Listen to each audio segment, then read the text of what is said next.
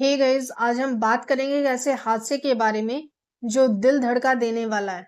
एक air India flight जो take off के सिर्फ 32 सेकंड्स के बाद क्रैश हो गया और इसमें 260 लोगों की जान चली गई।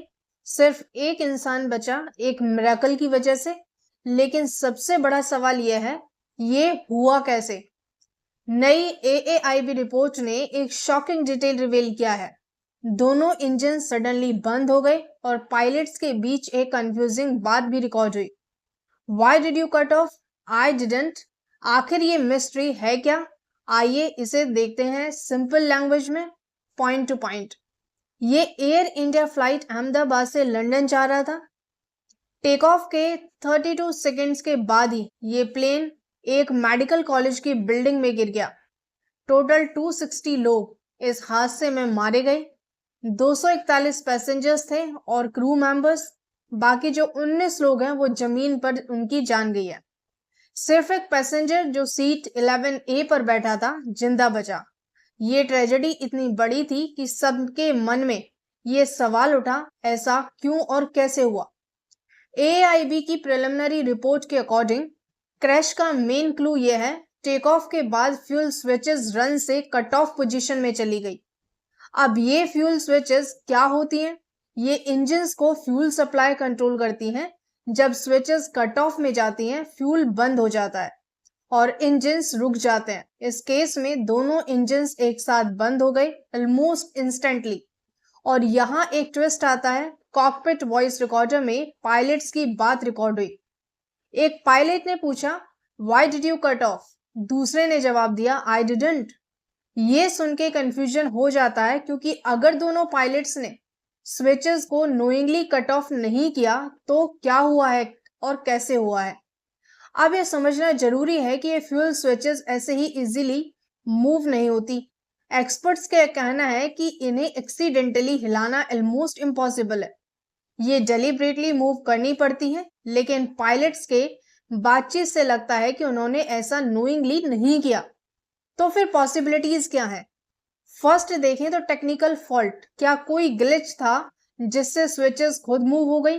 लेकिन एक्सपर्ट्स कहते हैं कि ये स्विचेस मैनुअली ही ऑपरेट होती हैं, ऑटोमेटिक नहीं होती। सेकेंड देखें तो यहाँ पे ह्यूमन एरर की पॉसिबिलिटी लगती है। क्या एक पायलट ने गलती से स्विचेस को टच कर दिया? लेकिन पायलट्स की बात सुनो तो ये भी नहीं लगता। रिपोर्ट्स में मेंशन है कि प्लेन का रैम एयर टरबाइन डिप्लॉय हुआ था। ये टरबाइन टैब काम करता है जब इंजन से पावर नहीं मिलती। इसका मतलब है इंजन सच में बंद हो चुके थे। अब ये मत सोचना कि पायलट्स नए थे या इनएक्सपीरियंस थे। कैप्टन सुमित सब्रवाल के पास 15,638 घंटे का फ्लाइंग एक्सपीरियंस था और वो एयर इंडिया के इंस्ट्रक्टर भी थे।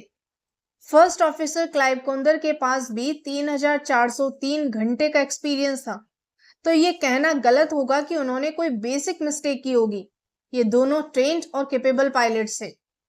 अब लोग अलग अलग थ्योरीज डिस्कस कर रहे हैं। क्या प्लेन में कोई फॉल्ट था? लेकिन एक्सपर्ट्स का कहना है कि स्विचेस ऑटोमेटिक नहीं मूव होती। क्या किसी पायलट ने गलती से स्विचेस को हिला दिया? लेकिन आई डिडंट जवाब से ये भी डाउटफुल लगता है। क्या कोई साइबर अटैक जैसा कुछ था? ये थ्योरी थोड़ी फिल्मी लगती है और अनलाइकली भी है। क्या किसी पायलट ने जानबूझकर ऐसा किया? लेकिन उनका रिकॉर्ड साफ था। और मोटिव क्या हो सकता है? कुछ लोग ये भी बोल रहे हैं कि रिपोर्ट में कॉकपिट वॉइस रिकॉर्डर का फुल ट्रांसक्रिप्ट नहीं दिया गया।